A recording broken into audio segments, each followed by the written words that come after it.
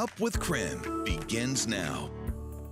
Here we go at 6 a.m. Good morning, everyone. Thanks so much for joining us here on Up with KREM. I'm Tim Pham. We also want to welcome you in if you're streaming us on KREM 2+. Let's start off your morning by getting you ready for the day ahead with meteorologist Thomas Patrick. So Thomas, good morning to you. How's your March Madness bracket doing and how's the forecast looking? I got the brackets right here, Tim.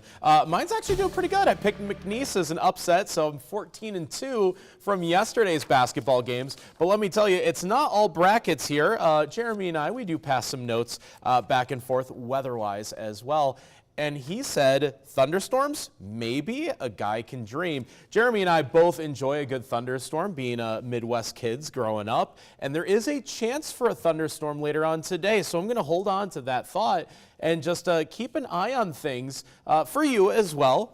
But yeah, a chance of thunderstorms, but mostly rain later on for today. Another breezy start today to the day.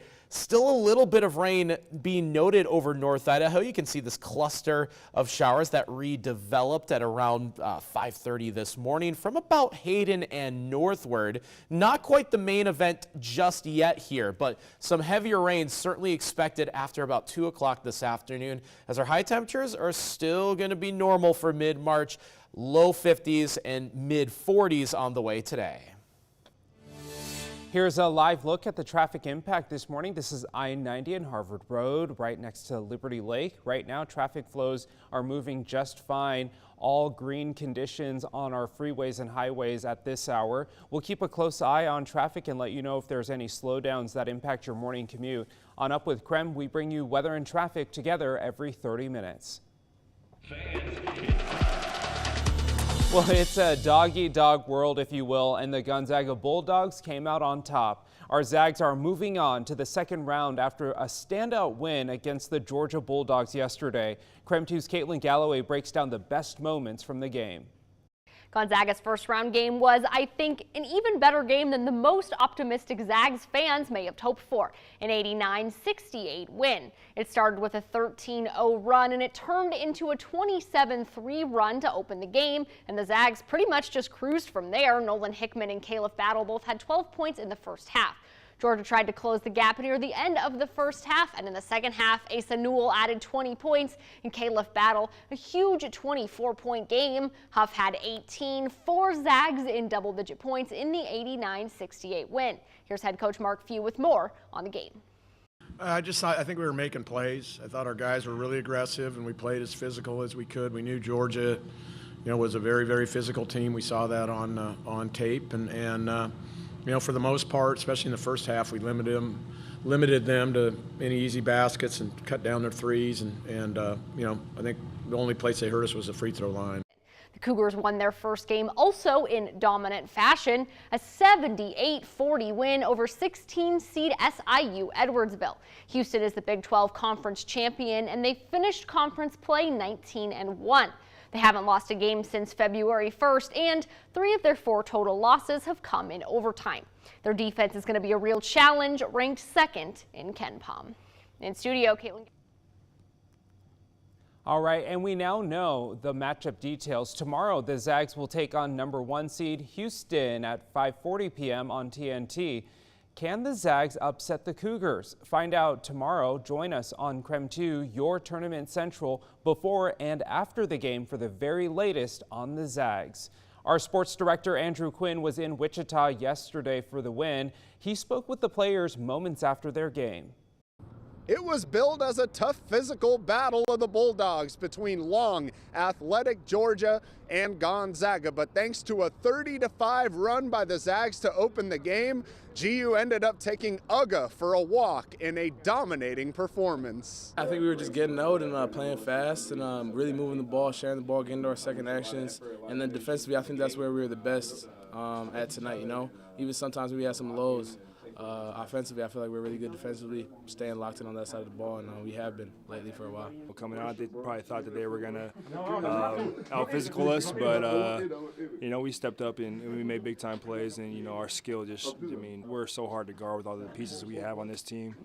Yeah, it was good to come out and play like we did tonight. The star of the game was Caleb Battle, who shined with 24 points in his first ever NCAA tournament game. I feel like I belong. I feel like I can compete with anybody. I don't care at the highest level, the lowest level, I'm always ultra confident in myself. I run through a wall for this team, this organization, for the Zags in general, for my coaches. It's just like it's my home away from home, so I don't want to go home anytime soon. So the dream is to keep dancing. That's what I'm definitely going to fight to do, and that's what we're going to fight to do. And despite the length and athleticism of Georgia, the Zags won the rebounding battle by 7. To beat a team like Georgia on the glass is pretty impressive, and I'm really proud of the guys. I think it was a total team effort. Guards, I think KB had like 8 or something. So yeah, everyone bought into the glass tonight. So make that 16 straight first-round victories for Gonzaga, now the longest streak in the nation. Up next is Big Bad Houston on Saturday in what's sure to be a classic as the Zags vie for a decade of consecutive Sweet 16 appearances. For now, reporting outside Intrust Bank Arena in Wichita, Andrew Quinn, KREM 2 Sports. Can't wait for tomorrow. And some Gonzaga fans traveled to Wichita to watch the team play. KREM 2's Amanda Rowley shares how fans in Wichita reacted to the big win last night. Well, good Friday morning, Gonzaga fans. How did that win feel last night? Did it feel good? Well, it was electric here in Wichita. Fans who traveled here to watch the Zags play were thrilled to see that win firsthand. You could feel the excitement of Gonzaga fans courtside. And who wouldn't when you got all that energy coming from the GU band section? And all that excitement from the court spilled out of the arena when the Zags won their first round matchup. Awesome, I love it. Go Zags! We're gonna win it all. The way we played today, we're going all the way. There's no doubt about it. Couldn't be prouder. Just waiting for the Houston game, and let's go Zags and beat those Cougars, right? Keep bringing your A game, Zags. Yeah.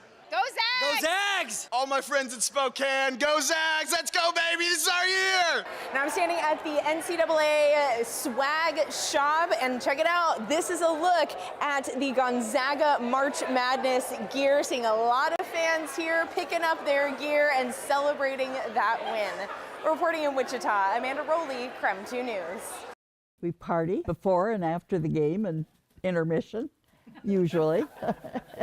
And during the game. And during the game. So they basically partied the whole time. The Zags win over Georgia was a sweet victory for Zags fans, including one fan club in Spokane Valley. The super fans, Grandmas for Greg, wear their Gonzaga love out loud. But when it comes to their favorite grandson, they cheer the loudest. Oh, come on, Ben. He has been so wonderful, emphasized what we thought from the beginning, that he was going to be a guy with great character and good leadership. So by next season, these ladies will have to find a new honorary grandson, of course, because Ben Gregg won't be there. There may be a new name and number on the shirt, but they will always wear Zags pride on their sleeve. The Grandmas for Greg tell KREM 2 they haven't talked yet about a new name, but a couple of ideas floating around are Nanas for Nembhard and Honeys for Huff. If you want even more Gonzaga coverage going into March Madness, check out the Locked On Zags series streaming right now on KREM 2+. Just download on your TV and watch for free. Well, this morning we're also keeping track of any bracket busters, and if you remember, Thomas and I created a toss-up bracket relying on fate. Our bracket had Clemson as the tournament winner, if you remember, and we now know, well, yeah, Clemson was upset in the first round by the McNeese Cowboys of all the upsets. Keeping track of bracket busters, but the only thing that I see busted is our bracket. I know. Whoops. Oh, well. Yeah, well, this is, funny enough, McNeese's first ever NCAA tournament win, of course, at our bracket's expense. Yeah, we'll take it. Let's take a look at how our bracket is doing.